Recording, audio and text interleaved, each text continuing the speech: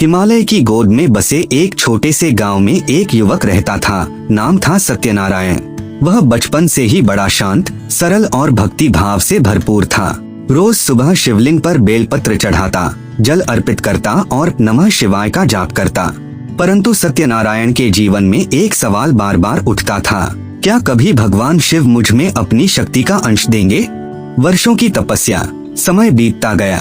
सत्यनारायण ने घर बार त्याग दिया और कैलाश के समीप एक गुफा में जाकर बैठ गया। वहाँ उसने खाना पीना छोड़कर बस एक ही मंत्र का जाप किया, नमः शिवाय, नमः शिवाय। दिन बीते, महीने बीते, वर्ष बीते। शरीर दुर्बल होता गया, लेकिन उसकी आत्मा और साधना दिन ब दिन प्रबल होती गई।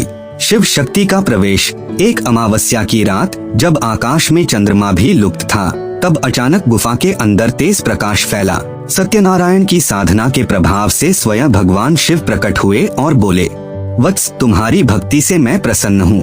आज मैं अपनी शक्ति का अंश तुम्हारे शरीर में स्थापित करता हूँ। शिव ने अपनी त्रिनेत्री शक्ति, करुणा, ज्ञान और तांडव चारों शक्तियाँ सत्यनारायण को दे दी।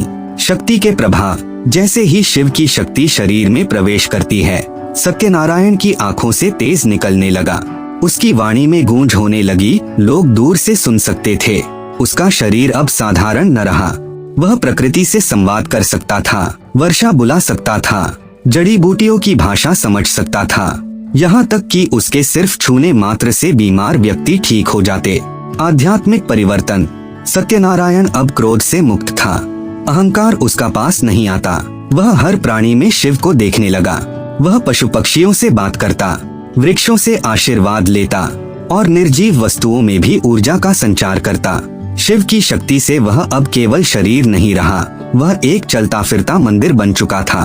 परीक्षा का समय। परंतु जैसे ही शक्ति आती है, वैसे ही परीक्षा भी आती है।